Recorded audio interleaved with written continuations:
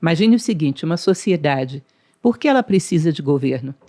Ela precisa porque, supostamente, as pessoas não têm virtudes suficientes para governarem a si próprias. Porque se todos tivessem uma consciência social, uma consciência humana desperta, respeitariam os direitos uns dos outros, a sociedade seria viável.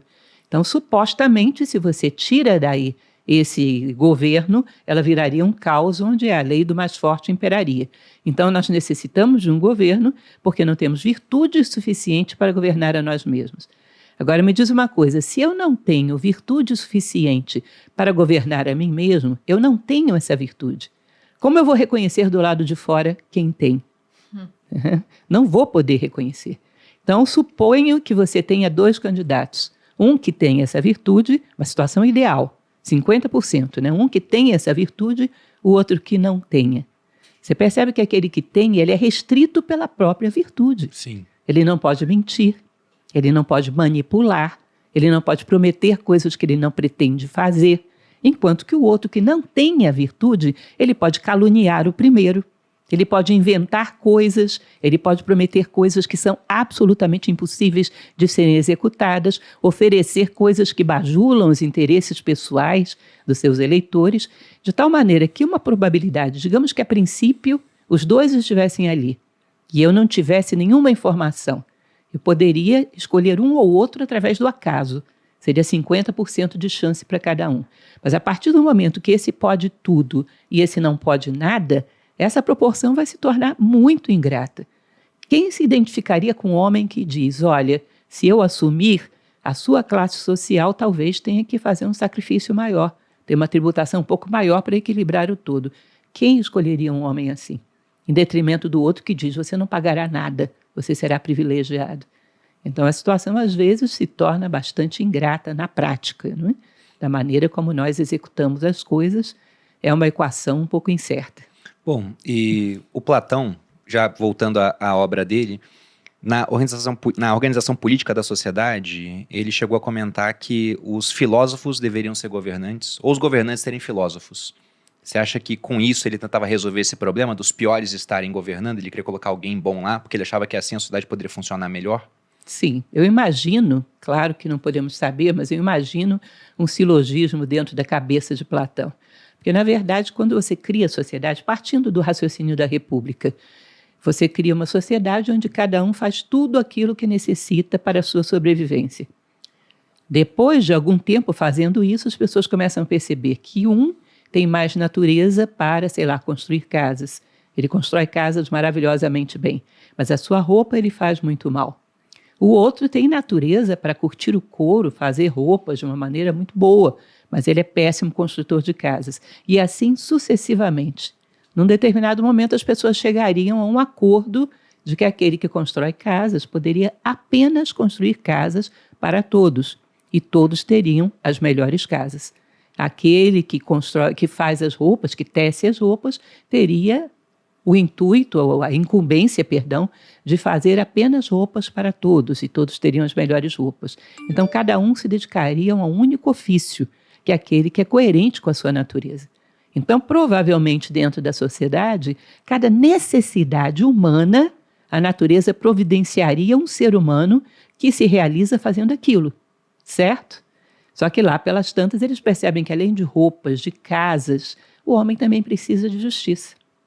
E aí teria que procurar qual é a natureza humana que é inclinada a fazer essa justiça, executar essa justiça. Aí ele vai imagine uma pessoa que está no poder. Essa pessoa que está no poder, ela tem acesso a muitas coisas, como nós falamos. Pode cometer todo tipo de injustiça com muita facilidade. Então, nós poderíamos fazer o que para evitar que isso acontecesse? Claro que isso é com as minhas palavras, não estou dizendo que isso esteja na República, mas eu imagino assim.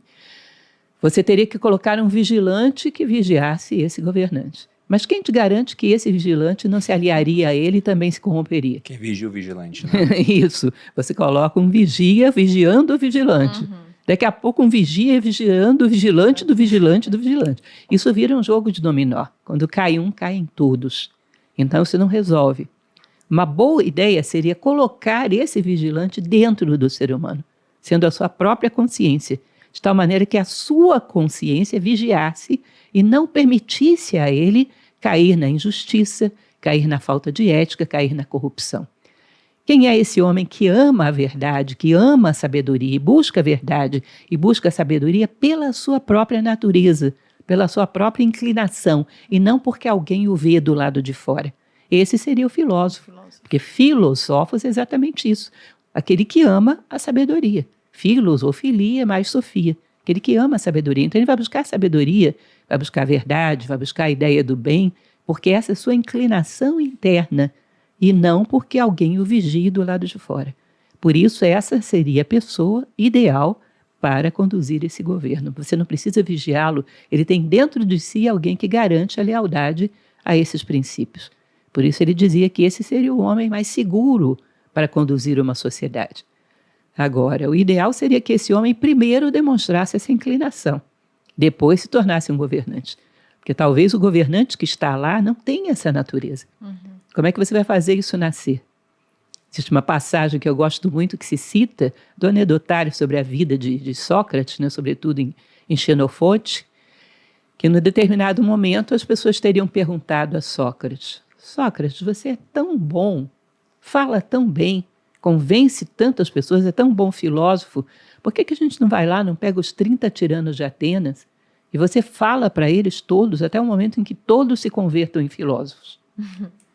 E Sócrates teria dito: olha, minha mãe, Fenarete, era uma parteira. E era uma excelente parteira.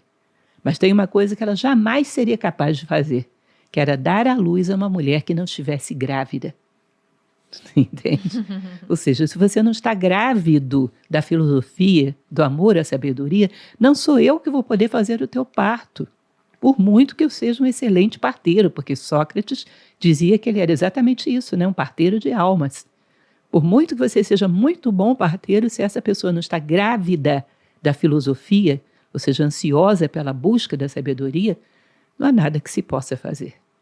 Eu me recordo que foi uma das coisas mais indicativas que aconteceu comigo, eu era muito jovem ainda, uma coisa simples, mas que me marcou muito. Uma ocasião eu sonhei que eu estava grávida e a criança queria nascer e eu não queria deixar. Aquilo foi uma sensação tão terrível. Eu abraçava a minha barriga e não queria deixar aquela criança nascer de jeito nenhum. E eu fiquei com aquela sensação, depois fui pensando, o que será que está dentro de mim que quer nascer? E eu estou provocando tanta dor porque não deixo isso nascer. Eu era muito jovem e nunca me esqueci dessa sensação. Eu comecei a pensar, cada vez que eu tinha dores muito intensas na vida, o que é que estava querendo nascer e não nascia, e o que eu não deixava nascer. E até hoje eu guardo essa impressão de que muitas vezes numa sociedade como a nossa, que prima por casos numerosos de depressão, ansiedade e outras coisas do tipo, cada vez mais, sobretudo em jovens, se isso não será as dores de um parto que a gente não deixa acontecer, sabe? De alguma coisa querendo nascer e a gente não deixa. Algo criado pela mente, provavelmente, né? Porque todos os paliativos sociais que a gente cria para isso não resolvem. São simplesmente rotas de fuga. E a dor se avoluma cada vez mais. Se isso não é algo que esteja dentro de nós querendo nascer e a gente não dá espaço ou não vê essa possibilidade delineada na nossa cultura atual. Salve família, canal Mente e Evolução para você que busca autoconhecimento, espiritualidade, sabedoria, entre outros assuntos que vão te ajudar na tua caminhada pessoal. Se inscreve no canal, deixa seu like, comenta e compartilha.